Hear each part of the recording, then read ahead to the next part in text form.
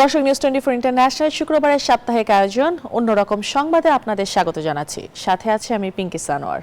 রাশিয়ার সাইবেরিয়ার ইয়াকুতস্ক বিশ্বের অন্যতম শীতল নগরী, যেখানে এখন তাপমাত্রা -30 ডিগ্রি। এই হাড় কাঁপানো ঠান্ডাকে বুড়ো আঙুল দেখিয়ে স্থানীয়রা মেতেছেন বরফ শীতল পানিতে সাঁতারের উৎসবে। তাদের দাবি, এতে শরীর চনমনে হয় আর বাড়ে রোগ প্রতিরোধ ক্ষমতা। বাইরের বাতাস এতটাই ঠান্ডা যে 0 ডিগ্রির পানি সাঁতারুদের কাছে মনে হচ্ছে বেশ আরামদায়ক উষ্ণ। লেপকম্বল মুড়ি না দিয়ে রাশিয়ার ইয়াকুতস্কের বাসিন্দারা -30 ডিগ্রিতেই ঝাঁপ দিচ্ছেন বরফ জলে। পৃথিবীর সবচেয়ে ঠান্ডা এই শহরে শীতকে এভাবেই বরণ করে স্থানীয় সুইমিং ক্লাব। অদ্ভুত বিষয় হলো, বাইরের বাতাস এতই হিমশীতল যে 0 ডিগ্রির পানি এদের কাছে মনে হচ্ছে বেশ গরম।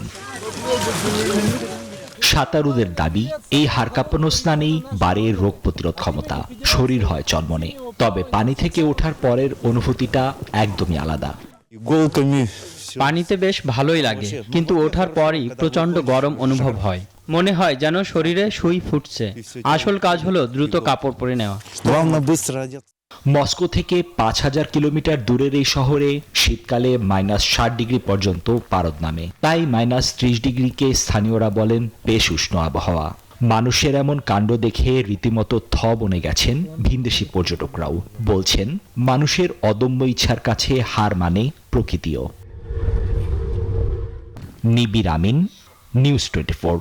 জার্মানির মারবুর্গ শহরের এক ক্যাফেতে খাবারের স্বাদ পাল্টে গেছে, যেখানে স্যান্ডউইচ বা সালাদের সাথে এখন চিজ বা মায়োনিজ নয়, টপিং হিসেবে মিলছে ফড়িং কিংবা ছিছি পোকা।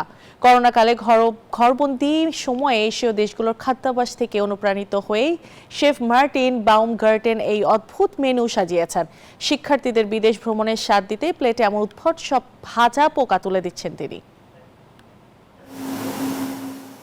খাবার টেবিলে বসে যদি দেখেন আপনার সালাদের উপর শুয়ে আছে আস্ত এক ফড়িং, তখন কেমন লাগবে? জার্মানির ক্যাফে স্যাটোজে গেলে কিন্তু আটকে উঠলে চলবে না, কারণ এখানকার মেনুতে ফ্রেঞ্চ ফ্রাই কিংবা ডেজার্টের সাথে পোকামাকড়ই এখন প্রধান আকর্ষণ। করোনাকালে রান্নাঘরে এক্সপেরিমেন্ট চালাতে গিয়েই শেফ মার্টিনের মাথায় চাপে এই ভূত।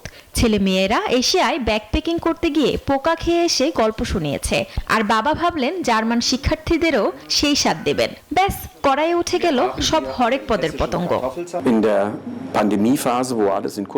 আমাদের এখানে হেসিয়ান পটেটো সালাদ আর গ্রিক রাইস পাস্তা সালাদ পাওয়া যাচ্ছে, যার উপরে থাকছে ফড়িং, ঝিঝি পোকা আর মিলওয়ার্মের মিশ্র টপিং। বোন আপেতিত। শুরুর দিকে মার্টিনের আত্মীয় স্বজনরা এই মেনু দেখে নাক ছিটকালেও এখন দিব্যি লাইন দিয়ে পোকা খাচ্ছেন স্থানীয়রা। তাদের দাবি, মশলা মাখানো মুচমুচে এই ফড়িং খেতে নাকি অনেকটা সার্ডিন মাছের মতোই সুস্বাদু। Desk report, news 24। বড়দিন উৎসবের রং শুধু মানুষের জন্যই নয়, সেই আনন্দে সামিল হলো লন্ডনের একদল কুকুর। বিচিত্র সব পোশাকে সেজে গুজে তারা নামলো রাজপথে। মূলত গৃহহীন ও উদ্ধার করা কুকুরদের সহায়তার তহবিল সংগ্রহ এবং জনসচেতনতা বাড়াতেই এই ব্যতিক্রমী উদ্যোগ। টানা দ্বিতীয়বারের মতো মালিকদের সঙ্গে নিয়ে এই 4 পেয়োরা মাতালো লন্ডনের রাস্তা। লন্ডনের রাস্তায় যেন হুট করেই শুরু হয়ে গেল কুকুরদের র্যাম্প শো। সান্তাক্লজ থেকে শুরু করে নানান কার্টুন চরিত্রের সাজে রঙিন পোশাকে সেজে গুজে হাজির কয়েক ডজন 4 পেয়ে। শনিবারের এই প্যারেডটি ছিল মূলত দুটো চ্যারিটি সংস্থার জন্য তহবিল সংগ্রহের এক অভিনব প্রয়াস। দ্বিতীয়বারের মতো এমন আয়োজনে উৎসবের আমেজ তো ছিলই, সঙ্গে ছিল মানবিক বার্তাও। বিশ্বজুড়ে অবহেলায় থাকা কুকুরদের কষ্টের কথা সবার কাছে তুলে ধরাই ছিল এই জাঁকজমকপূর্ণ সাজসজ্জার পেছনের আসল উদ্দেশ্য। এদের অতীতটা আমরা জানি, জীবনের শুরুটা খুব কষ্টের ছিল, তবে এখন তারা যেমন সুন্দর জীবন পাওয়ার যোগ্য, সেই দ্বিতীয় সুযোগটাই আমরা দিচ্ছি। ভালোবাসা আর যত্নে উদ্ধার পাওয়া এই কুকুরগুলো এখন নতুন করে বাঁচার স্বপ্ন দেখছে। আয়োজকদের মতে এই পোষ্যরা তাদের জীবনে আশীর্বাদ হয়ে এসেছে, যাদের সঙ্গ উৎসবের আনন্দকে বাড়িয়ে দিয়েছে বহুগুণ। নিবির আমিন, নিউজ 24। ধ্বংসস্তূপ আর হাজার অনিশ্চয়তার মাঝে নতুন জীবন শুরু করলো ফিলিস্তিনের গাজার 54টি দম্পতি। গাজার খান ইউনিসে এক গণবিয়ের অনুষ্ঠানে গাঁটছড়া বেঁধেছেন তারা। এই অনুষ্ঠানের আয়োজন করেছে সংযুক্ত আরব আমিরাতের একটি সংগঠন। যুদ্ধবিধ্বস্ত অবরুদ্ধ গাজায় এ যেন আশা ও সহনশীলতার এক বিরল মুহূর্ত। 2 বছরের ধ্বংসযজ্ঞ, মৃত্যুর মিছিল আর সীমাহীন অনিশ্চয়তার মধ্যে গাজার খান ইউনিসে একটি গণবিয়ের অনুষ্ঠানে বিয়ে করেন 54 দম্পতি। শত শত ফিলিস্তিনি এই আয়োজনে অংশ নেন। নবদম্পতিরা ফিলিস্তিনি পতাকা দুলিয়ে এবং ঐতিহ্যবাহী পোশাকে সজ্জিত হয়ে ধ্বংসস্তূপের মধ্য দিয়ে হেঁটে যান। পরিবার এবং স্থানীয়রা নেচে গিয়ে আনন্দ ভাগাভাগি করেন। ধ্বংসযজ্ঞের মধ্যেও আমরা নতুন জীবন শুরু করব। ইনশাআল্লাহ এবার যুদ্ধের অবসান হবে। আমরা পৃথিবীর বাকি মানুষের মতো সুখী হতে চাই। আমার স্বপ্ন ছিল একটা বাড়ি, চাকরি, স্বাভাবিক জীবন। আজ আমার স্বপ্ন শুধু একটাই, তাঁবু পাওয়া।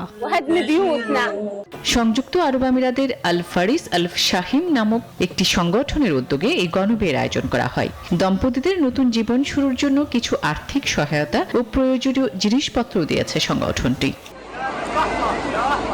তবে গণবিয়ের মধ্যেও যুদ্ধের ভয়াবহ স্মৃতি ও চলমান মানবিক সংকটের ছাপ এড়ানো যায়নি। কারণ গাজার 20 লাখের বেশি মানুষের অধিকাংশই বাস্তুহারা। মাটির সঙ্গে মিশে গেছে গোটা শহর। খাবার পানি ও ওষুধেরও চলছে তীব্র সংকট। আসমাতুলি, নিউজ 24।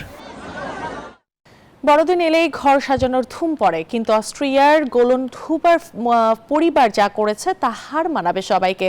ছোটবেলার শখ মেটাতে নিজেদের বিশাল অ্যাটেস তারা সাজিয়েছে 10 লাখ বাতি আর 250 ফোলানো পুতুল দিয়ে। ইউরোপের সবচেয়ে বড় এই ক্রিসমাস হাউসটি সাজানো আর খোলার চক্করেই এদের বছরের 8 মাস পার হয়ে যায়। এই অবিশ্বাস্য আলোকসজ্জা দেখতে ভিড় করছে হাজারো মানুষ। বাড়ি তো নয়, যেন আলোর রাজ্য। অস্ট্রিয়ার এই এস্টেটটি এখন ইউরোপের সবচেয়ে বড় ক্রিসমাস হাউস। 10 লাখ বাতি আর 250 পুতুল দিয়ে সাজানো বাড়িটি দেখলে মনে হবে সত্যিকারের রূপকথার রাজ্যে চলে আসা হয়েছে। ছোটবেলার স্বপ্ন পূরণ করতে সাবিন গোলনহুবার যা করেছেন তা অবিশ্বাস্য। বাড়ি সাজাতে লাগে 4 মাস আর খুলতে আরও 4, অর্থাৎ বছরের 8 মাসই এদের কাটে বড়দিন নিয়ে। স্বামী আর 5 জন সাহায্যকারী নিয়ে এটা সাজাতে 4 মাস সময় লাগে, এরপর খুলতে আরো 4 মাস। মানে বলতে পারেন আমাদের এখানে প্রায় সারা বছরই বড়দিন থাকে। মজার বিষয় হলো পুরো আয়োজনটি চলছে সৌরবিদ্যুতে, তাই পরিবেশের কোনো ক্ষতি নেই। আর দর্শনার্থীদের দেয়া অনুদানের পুরোটাই যায় চ্যারিটিতে, যা এখন ছাড়িয়ে গেছে 3.5 লাখ ইউরো। নিবির আমিন, নিউজ 24। এই ছিল অন্যরকম সংবাদের আয়োজন। ধন্যবাদ।